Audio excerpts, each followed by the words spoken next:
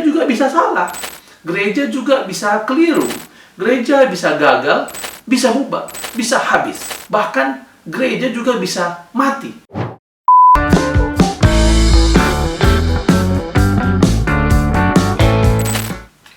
Shalom semua anak-anak Anchor dimanapun berada. Ini minggu ketiga ya, sejak Presiden Jokowi menyatakan kita semua sekolah dari rumah, kerja dari rumah, ibadah dari rumah. Banyak di antara kita yang sudah bosan mungkin, udah nggak tahu lagi mau gimana karena ya kondisi ini. Kerja dari rumah, sekolah dari rumah, dua pertama itu mungkin mudah diterima, bahkan beberapa orang senang, gabut gitu ya. Jadi dia di rumah aja tapi tetap gajinya jalan. Tapi yang ketiga itu penuh perdebatan yang soal ibadah dari rumah. Tapi terlepas dari perdebatan-perdebatan itu, ini membuat keagamaan religiusitas masuk dalam proses diskusi dan dialektika. Apa gunanya agama selama ini? Apa gunanya ritual ibadah selama ini? Apa gunanya tempat ibadah selama ini? Bukan tidak berguna, tapi membuat kita bertanya-tanya. Selama ini sudah banyak orang sebenarnya mempertanyakannya. Yang mempertanyakan itu bukan komunis, bukan juga ateis, tapi lebih kepada fungsinya. Orang bertanya, apa sih guna gedung dibikin besar-besar, tempat peribadatan dibuat megah-megah, apa? Jadi bukan soal percaya apa tidak percaya, tapi mereka mempertanyakan apa kegunaan gereja, apa kegunaan agama, apa dampaknya bagi kehidupan kemanusiaan. Secara khusus karena kita orang Kristen, kita bertanya, apa sih gunanya gereja? Di Eropa, gereja sudah sejak lama ditinggalkan. Di Amerika juga di beberapa tempat ya, jadi gereja-gereja, gedung-gedung gereja yang lama, gedung-gedung gereja yang tua, itu sepi. Kakak berapa kali hadir di ibadah-ibadah gereja-gereja yang kuno itu, di London, di Paris, di Toulouse, di mana lagi ya, di Montreal, di Kanada. Kita datang ke gereja-gereja yang besar, yang berusia ratusan tahun, itu pas hari peribadatannya sepi. Tapi setelah itu, pas waktu dikunjungi wisatawan, ramai, orang berfoto, orang selfie, jadi museum. Tapi secara fungsinya dia sebagai rumah ibadah, sepi. Jadi gereja sudah lama ditinggalkan orang di Eropa. Nah, bagaimana dengan kita di Indonesia? COVID-19 ini memaksa kita, termasuk orang di seluruh dunia, untuk bertanya, untuk masuk ke dalam kontemplasi, merenung. Apa gereja selama ini sudah menjalankan fungsinya? Ataukah dia sudah tidak berfungsi lagi? Masih jadi garam atau sudah nggak asin lagi? Karena kalau tidak asin lagi, menurut Alkitab tidak ada gunanya selain dibuang dan diinjak orang. Orang mungkin bilang gini, kakak bisa aja. Masa sih gereja bisa bubar? Masa sih gereja bisa nggak ada gunanya, bisa mati? Kan gereja tubuh Kristus. Gereja penuh kuasa Roh Kudus. Kok bisa mati? Ya, kalau dari sudut pandang itu betul ya. Secara prinsip gereja tidak akan pernah mati. Tapi coba kita lihat dari sisi pandang yang lain. Apa sih gereja itu? Siapa sih saudara gereja itu? Manusianya. Sistem, gedung, dan lain-lain dibangun oleh manusianya. Jadi gereja pada prakteknya bukan hanya lembaga ilahi, tapi juga dia lembaga insani. Ada insan-insan di dalamnya, ada manusia di dalamnya yang membuat itu bergerak. Karena itu gereja juga bisa salah, gereja juga bisa keliru, gereja bisa gagal, bahkan gereja juga bisa mati, bisa bubar, bisa habis. Karena tadi dia juga adalah lembaga insani. Beberapa mungkin bertanya, masa sih kak? Contohnya apa? Oh, ada banyak. Ada banyak gereja yang 10 tahun lalu ada, hari ini tidak ada lagi, sudah tutup. Contoh yang lebih spektakuler, pada abad-abad kedua, ada gereja yang luar biasa di Tunisia. Tokohnya itu Tertullianus. Sekarang sudah nggak ada lagi. Di Turki setelahnya gereja luar biasa. Tokohnya namanya Athanasius. Sekarang nggak ada lagi. Di Aljazair dari tahun 350-an sampai 400-an awal, ada gereja yang luar biasa, punya sekolah teologi yang hebat, dan nama teolog yang terkenal itu Agustinus. Sekarang tidak ada lagi. 3 tempat yang Kak sebutkan tadi itu terkenal luar biasa pada zamannya. Tokoh-tokoh yang Kak sebutkan tadi adalah tokoh-tokoh bapak gereja yang menaruh pondasi dasar dalam keimanan orang Kristen, dan sampai sekarang ajarannya masih terus dipakai. Jadi orang-orang hebat. Tapi setelah mereka pergi, setelah mereka meninggal, gereja itu diteruskan. Maka ada momen ketika akhirnya itu nggak ada lagi. Hari-hari ini tidak ada lagi gereja itu. Apa penyebabnya? Macam-macam. Ada penyebab eksternal, ada penyebab internal. Eksternal tuh misalnya begini, karena perang, ya, karena penyiksaan, persekusi, ya, lalu ada larangan dari pemerintah terhadap gereja, sampai juga pembunuhan massal, ya, genosida, bahwa ada satu masa di mana orang-orang percaya disiksa dan dibunuh. Itu penyebab dari luar yang bisa membuat gereja itu sebagai institusi tutup, tidak ada lagi. Tapi juga ada penyebab dari dalam yang merupakan kesalahan gereja itu sendiri. Misalnya apa? Konflik. Kita tahu ada banyak gereja yang konflik, itu jadi penyebab. Lalu gereja itu hidup untuk dirinya sendiri. Dia tidak melayani, dia tidak bersaksi, tidak memberitakan Injil. Penyebab utamanya apa? Gereja tidak berakar dalam firman, sehingga dia tidak mengimplementasikan iman dalam kehidupannya. Jadi itu penyebab internalnya. Kenapa bisa seperti itu? Kita buka Hosea pasal yang keempat, ayat yang ke-6. Demikian bunyi firman Tuhan. Umatku binasa karena tidak mengenal Allah. Karena engkaulah yang menolak pengenalan itu, maka aku menolak engkau menjadi imamku. Dan karena engkau melupakan pengajaran Allahmu, maka aku juga akan melupakan anak-anakmu. Umatku binasa karena tidak mengenal Allah. Umatku binasa karena tidak mengenal Allah. Dalam terjemahan disebut umatku binasa karena tidak berpengetahuan. Salah satu kata kunci dalam kitab Hosea adalah pengenalan akan Allah. Mengapa kita tidak mengenal Allah? Ayat tadi jelas mengatakan, karena engkau menolaknya. Engkau menolak pengenalan akan Allah itu. Kita menolak pengenalan akan Allah. Kita melupakan pengajaran itu. Apakah artinya mereka tidak beribadah? Oh, beribadah. Mereka orang-orang yang beribadah. Lihat ya, Hosea 5 ayat 6. Dibilang begini, dengan korban kambing domba dan lembu sapinya, mereka akan pergi mencari Tuhan, tapi tidak akan menjumpai Dia. So, mereka melakukan peribadatan. Mereka bawa korban. Mereka bawa persembahan. Jadi, ritual peribadatannya, tata ibadahnya, mereka lakukan. Tapi, dalam ibadah itu, mereka tidak menjumpai Allah. Ngeri sekali. Kalian bisa bayangkan bagaimana orang datang ke bait suci, datang ke gereja, bawa persembahan, ada yang dikorbankan, melakukan semua itu. Mereka berpikir mereka berjumpa dengan Tuhan. Mereka melakukan kehendak Tuhan. Tapi Nabi Hosea bilang, tetapi mereka tidak menjumpai Dia. Kalau mereka sadar mereka nggak menjumpai Tuhan, nggak apa-apa. Persoalannya mereka tidak sadar bahwa mereka tidak menjumpai Allah. Kenapa? Karena ibadahnya itu hanya ritual. Hanya tata ibadah di bait Allah, di gereja. Dia bawa persembahan, seolah-olah dia berkorban. Ada bagian dari hartanya yang dia pakai untuk persembahan. Tapi ternyata Alkitab bilang enggak.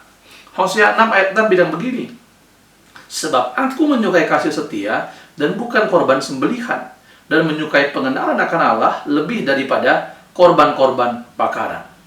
Jadi mereka sibuk beribadah, tapi mereka lalai mempelajari firman Allah, pengenalan akan Allah, pengetahuan akan Allah.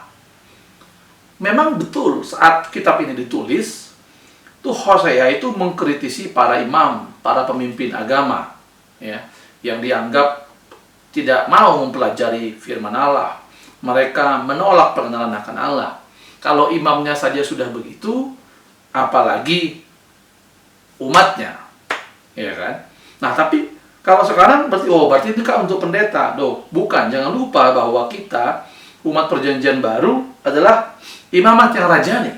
Jadi kita semua punya fungsi keimaman. Karena itu firman ini berlaku untuk kita semua.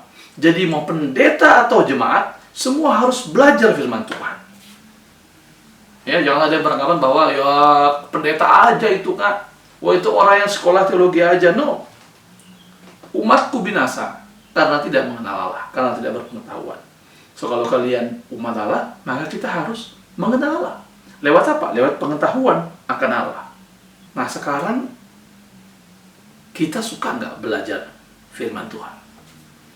Kita hidup di zaman di mana Alkitab itu makin dekat dengan kita. Di handphone bisa ada Alkitab. Dulu orang tidak tiap hari bisa bawa Alkitab, ya kan, karena Alkitab itu masih fisik cetak. Ya. Sekarang dia sudah ada di gadget kita, di mana-mana.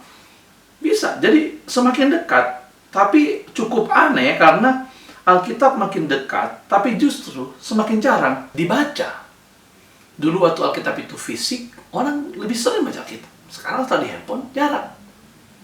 Waktu kakak masa-masa remaja, kakak langganan ini ya, buletin dan lembar doa dari Open Doors Ministry yang dikembangkan oleh Brother Andrew. Brother Andrew itu, Open Doors itu peranannya adalah menerjemahkan dan membagi Alkitab ke daerah-daerah yang susah mendapatkan Alkitab. Ya, jadi banyak kisah-kisah di mana orang-orang dulu di China, di Rusia, di Timur Tengah itu susah sekali ketemu Alkitab. Mereka ketemu satu lembar aja itu mereka nangis dan mereka tuh menjaga itu. Nah, kita hidup di zaman sekarang, teknologi membuat Alkitab itu begitu dekat, komplit lagi. Bahkan bisa banyak terjemahan. Semuanya ada. Kalian bilang, wah kak, saya nggak ngerti bahasa Indonesia. Saya taunya harus bahasa Italia. Download bahasa Italia. Semuanya bisa. Ya. Tapi justru ketika dia semakin dekat dengan kita, orang semakin jarang baca. Kelas-kelas pendalaman Alkitab sepi. Bahkan beberapa gereja sudah tidak ada lagi kelas PA, pendalaman Alkitab. Dulu tahun-tahun 90-an ada tuh, hampir semua gereja punya kelas pendalaman Alkitab, kelas PA. Kita semua harus belajar Alkitab. Tapi sekarang itu nggak ada. Padahal sebagai umat yang percaya, kita semua harus belajar Alkitab. Bukan cuma tugas pendeta. Jadi jemaat itu harus belajar. Dia harus mempelajari Alkitabnya, mencintai Alkitabnya, mempelajari Alkitabnya. Nah, berapa mungkin bertanya, loh kak, kita pinternya jadi pinter Alkitab aja dong. Jadi hanya berpengetahuan saja dong. Oh enggak. Kalau kita belajar firman dengan benar, maka firman itu akan mengubahkan kita. Kenapa? Sebab firman itu bukan cuma teks, tapi dia adalah firman Allah yang hidup. Jadi kalau orang mempelajari firman Tuhan dengan benar, hidupnya pasti berubah. Firman itu pasti akan mengubahkan dia, pasti akan memberikan dampak terhadap hidupnya. Kalau ada orang, wah dia ngerti firman, bisa ngomong firman, tapi hidupnya nggak berubah, berarti firman itu tidak bisa menjadi hidup dalam dirinya. Ya, karena itu pengenalan dimaksud di sini adalah bahwa pengetahuan kita ngerti, tapi firman itu mengubahkan hidup kita. Karena dia firman yang hidup, dia punya kuasa. Nah, itulah gereja yang waktu itu dikritik oleh Hosea, dan harusnya itu yang kita renungkan hari ini. Persoalannya gereja itu siapa? Gedung, oke. Tapi yang sekolah minggu lama kan bilang gitu kan, gereja bukanlah gedungnya dan juga bukan menaranya. Bukalah pintunya, lihat di dalamnya, gereja adalah orangnya. So, gereja adalah orang-orang yang di dalamnya. Ya, maka saya bilang di awal, dia lembaga yang insani juga. Karena tergantung insan-insan yang di dalamnya. Nah, pertanyaan untuk kita semua, bukan cuma lembaga gereja, tapi kita sebagai pribadi, bagaimanakah kita hidup sebagai gereja? Sudahkah kita benar-benar berperan sebagai gereja, berfungsi sebagai gereja, dirasakan manfaatnya oleh Tuhan dan sesama? Atau jangan-jangan selama ini kita terjebak dalam ritual keagamaan sampai lupa esensinya. Jadi kita terlibat dalam pelayanan, beribadah, sungguh-sungguh semuanya, tapi lupa bahwa esensinya pelayanan itu bukannya ritual itu, bahwa beribadah itu adalah mengenal Dia yang kita sembah. Nah, karena itu dari mana kita belajar? Kita akan belajar dari hidup keagamaan Yesus. Bagaimana sih Yesus ketika dia ada di bumi ini? Dia hidup sebagai orang beragama. Oh iya, dia hidup sebagai orang beragama. Tapi keagamaannya berbeda dari orang lain. Ya, bedanya bukan karena apa yang dipercaya. Mereka sama-sama mempercayai Tuhan. Waktu itu sebagai orang Yahudi, mereka menyembah Yahweh, menyembah Allah. Semua sama. Pengakuannya sama, mengakuinya sama, yang disembah sama, tapi praktek hidupnya berbeda. Kenapa? Karena banyak orang menunjukkan identitas agamanya melalui busana dan penampilannya, ya. Dalam Matius 23 ayat 5, Yesus bilang bahwa mereka pakai jubah panjang-panjang supaya orang lihat mereka orang yang beragama, ya. Sama sekarang ada orang-orang yang juga menggunakan ornamen-ornamen keagamaan, ya. Pakai kalung, salib, ya kan. Lalu tatonya ini ya, cawan perjamuan gitu ya. Lalu pakai baju juga, baju rohani, ayat dari mulai Kejadian sampai Wahyu di belakang. Wah, komplit semuanya. Semua pakai begitu. Nggak salah. Tapi yang salahnya apa tadi? Supaya dilihat orang. Dalam Matius 6 ayat 5, Yesus mengecam ahli Taurat dan orang-orang Farisi yang suka berdoa di jalan-jalan supaya dilihat orang. Ya, diulang terus sama Tuhan Yesus, supaya dilihat orang, beri sedekah, memberi persembahan, supaya dilihat dan dipuji orang. Yesus tampil beda. Dia bagikan hidupnya. So, persoalannya bukan kegiatannya itu ya, tapi motivasinya mereka supaya dilihat orang. Nah, Yesus tampil beda. Dia bergaul sama orang berdosa, tapi dia tidak berbuat dosa. Orang-orang Farisi tidak mau bergaul sama para pendosa yang profesinya jelas orang tahu, wah itu perempuan tidak benar, ya kan? Yaitu pelacur, itu semua. Mereka tidak mau bersahabat sama itu karena itu orang berdosa. Padahal mereka juga melakukan dosa. Tapi Yesus beda. Dia datang, dia bergaul sama orang-orang berdosa. Tapi dia benci dosa, dia tidak berbuat dosa. Dia menginjili orang berdosa, menyelamatkan orang berdosa. Persoalannya, kita itu kayak Yesus atau kayak ahli Farisi, orang Farisi ahli Taurat, atau kita seperti Yesus. Jadi kakak ulangi lagi, ini bukan soal terlihat di publik atau bukan, tapi motivasinya agar dilihat orang untuk pamer. Karena bisa saja ada ekstrim yang sebaliknya. Tadi show off gitu ya, tujuannya pamer. Ada juga orang yang menyembunyikan identitasnya. Nggak boleh lah, nggak usah lah orang tahu kita Kristen. Padahal karena dia takut. Misalnya kalau ketahuan dia Kristen, dia takut dia nggak naik jabatan, dia takut dikucilkan dari pergaulan, jadi dia menyembunyikan identitasnya. Atau ada juga orang alasannya tidak mau pamer. Oh, ngapain pamer? Kan kalau beri tangan kanan, tangan kiri nggak perlu tahu gitu ya. Padahal karena dia pelit. Ya, jadi ada juga ekstrim gitu. Nah, padahal jadi Yesus nggak bilang bahwa harus tidak boleh kelihatan segala macam, enggak loh, motivasinya.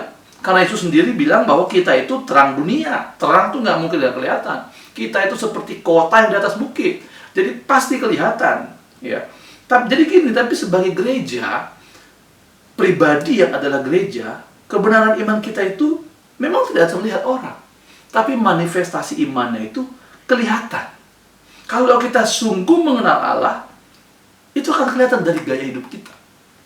Kalau kita sungguh mengetahui Allah itu siapa, dia maunya kayak apa, kita akan hidup seperti itu, dan hidup itu akan bisa dilihat orang.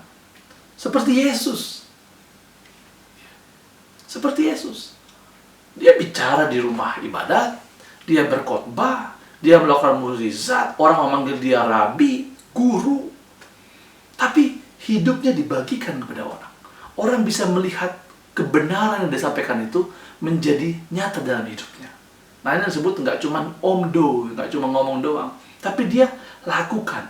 Hidupnya selaras dengan kebenaran yang dia bagikan. Itulah hidup keagamaan Yesus, ya. Jadi orang tahu, orang bisa melihat, ya kan? Jadi bukan sembunyi ya, nah, bukan sembunyi, harus kelihatan. Tapi bukan untuk dilihat orang sehingga dipuji. No. Kalau kita sungguh mengenal Allah, kita akan seperti Yesus. Karena Yesus mengenal Allah, dia mengenal Bapaknya. Dia tahu tugasnya bagi dunia, bahwa dia ada untuk dunia. Dia bilang dia adalah jalan. Dia jalan keselamatan dari Allah bagi dunia, sekaligus juga jalan bagi manusia menuju Allah. Ya. Jadi ketika hubungan manusia terputus dengan Allah karena dosa, Yesus hadir sebagai jalan. menghubungkan Allah dengan manusia. Kasih Allah, keselamatan Allah itu kepada manusia lewat Dia. Dan ketika manusia mau bertemu dengan Allah juga lewat Yesus. Dan karena kita adalah gereja, kita harus seperti Dia, maka kita juga harusnya menjadi jalan seperti Yesus. Maksudnya apa, Kak? Gini loh. Kita harus menjadi saluran firman Allah sampai pada orang-orang. Kita juga harus menjadi jalan di mana orang-orang sampai kepada Allah.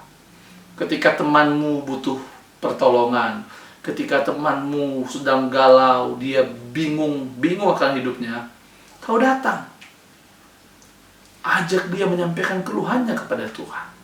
Menyampaikan doanya kepada Tuhan. Menjadi jalan dari dia kepada Allah.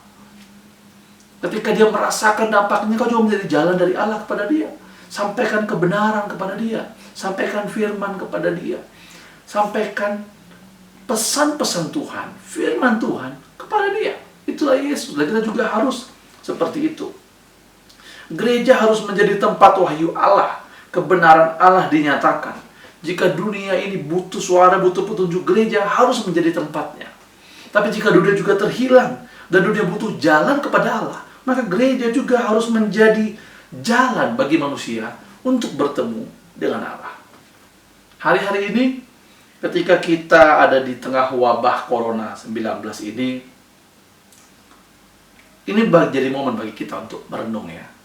Untuk memeriksa apakah hidup kita sudah menjadi gereja. Sudah seperti Yesus. Apakah kita sudah menjadi saluran itu? Sungguh-sungguh melakukan fungsi gereja. Apakah waktu sekarang dunia ini penuh dengan ketakutan, penuh dengan kecemasan, kita juga ikut takut? Atau bahkan ikut menambah ketakutan dengan menyebarkan kabar yang tidak jelas? Begitu cuma, wah ngeri ini sekarang, share gitu ya. Sehingga kabar hoax juga ikut kita sebarkan. Kabar yang membuat orang makin takut, kita ikut sebarkan. Tujuannya supaya informasinya nyampe. Apakah begitu? Atau kita justru menyadari ketakutan dunia, menyadari kecemasan dunia, dan kita membagikan pesan, jangan takut. Jangan takut, jangan cemas. Kita kuatkan mereka. Teman-temanmu yang cemas, kau kuatkan. Kau teguhkan hatinya. Orang-orang bingung. Sebagian orang susah. Ya. Apa peran kita di situ sebagai gereja? Atau kita cuman ikut share-share cerita? Atau kita mulai bisa berbagi dengan apa yang kita punya? Ya. Nggak usah mikir macam-macam. Oh iya, saya ikut membantu menyumbangkan untuk orang-orang di Itali sana. Nggak usah. Tetanggamu lihat. Tukang warung di dekat rumahmu kau lihat. Ini orang udah nggak belanja lagi. Nggak ada yang beli. Apa yang bisa kau berikan? Ya. Banyak tuh ya sekarang yang memperhatikan ojek online segala macam. Itu hal-hal kecil yang bisa kita lakukan. Sudahkah kita melakukan itu? Hari-hari ini banyak orang melakukan kritik. Nggak apa-apa. Misalnya, wah nih gereja sudah bikin apa segala macam. Padahal ada banyak juga gereja sudah berbuat. Dalam konteks ini makanya penting disampaikan. Tapi gini, sudahkah kita berbuat sebagai pribadi? Ya. Nggak salah untuk mengatakan mengkritisi sistem segala macam. Tapi gini, jangan sampai kita juga kehilangan momentum di tengah kondisi ini. Untuk menjadi gereja, untuk menjadi saksi. Karena sekali lagi, pintu-pintu gereja sekarang dikunci, gedung-gedung gereja kosong. Kalau kita menyatakan gereja itu gedung, maka gereja sudah mati sekarang. Tapi jangan lupa, gereja adalah kita sebagai pribadi. Karena dalam kondisi seperti ini, kita semua harus hidup. Kita harus ada di tengah masyarakat dengan tindakan kita yang hidup, berbagi kepada masyarakat, memberikan kasih kita kepada mereka, menguatkan mereka, meneguhkan mereka. Sehingga kalau orang ketemu kita tuh ya, orang ngobrol sama kita, teleponan, komunikasi waktu ada corona, mereka cemas begitu komunikasi sama kita, mereka tenang. Mereka hatinya jadi tidak takut lagi. Keadaan belum berubah, tapi hatinya sudah berubah. Itu yang harus kita lakukan. Sehingga kita sungguh-sungguh menjadi gereja, bait Allah, di mana Allah berdiam di dalamnya. Hari ini, sore ini, Firman ini menjadi perenungan bagi kita semua. Kakak ingin kita semua memeriksa diri kita. Sebelum peristiwa ini, bagaimana kita? Dan di tengah peristiwa ini, bagaimana kita? So, apa yang kita lakukan? Kita nggak tahu keadaan ini akan berjalan berapa lama. Kita semua berdoa, kita semua berharap supaya momen ini segera berlalu, segera usai. Tapi, entah kapan kita nggak ada yang tahu. Yang perlu kita lakukan adalah apa yang kita buat di tengah kondisi ini. Akan mengajak kita semua untuk mari bergerak, ya, dengan apa yang kau punya.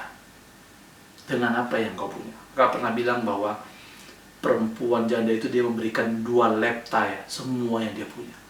So, maksudnya dengan apa yang kau punya, mari bagikan di tengah kondisi saat ini. Supaya orang melihat Kristus dalam dirimu.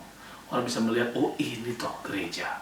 Jadi meskipun pintu-pintu gereja terkunci, meskipun gedung-gedung gereja kosong, gereja tetap hidup hari-hari ini. Kenapa? Karena saya gereja, kalian gereja, semua orang-orang percaya adalah gereja, dan kita hidup sama-sama, berbuat bersama-sama untuk dunia, untuk Indonesia, untuk daerah di mana kita tinggal, dan orang merasakan dampaknya, sama seperti Yesus yang hadir di bumi ini dan dirasakan dampaknya oleh dunia.